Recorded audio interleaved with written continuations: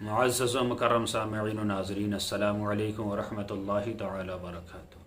الصلاۃ والسلام علیک یا رسول اللہ وعلی آلک و اصحابک سیدی یا رسول اللہ صلی اللہ تعالی علیہ وسلم۔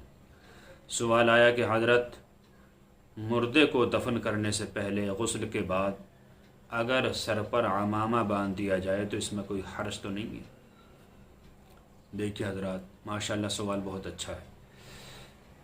اس میں دو قاعدے بنتے ہیں۔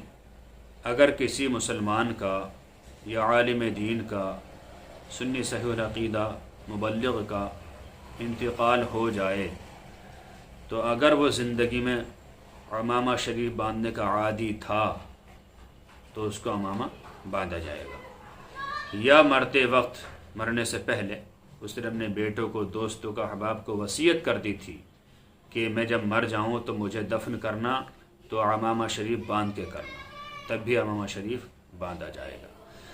یا کوئی عالم دین ہو یا کوئی بزرگ ہوں، پیر ہوں، اور وہ عمامہ شریف باندھتے ہوئے انتقال ہو جائے تو ان کا دفن کرتے وقت عمامہ باندھنا مستحسن ہے۔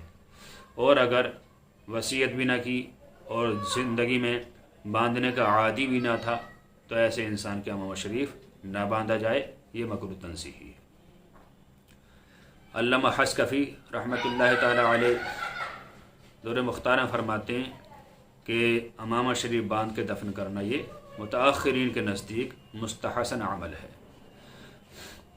اس کی ایک مثال حدیث شریف میں ملتی ہے، سنن بہقی جلد نمبر 2 صفحہ نمبر 402 پر ہے کہ حضرت عبداللہ ابن عمر رضی اللہ تعالی عنہ کے صاحبزادے کا انتقال ہوا تو آپ نے اپنے بیٹے کے عمامہ شریف باندھ کر اس کو دفن کیا۔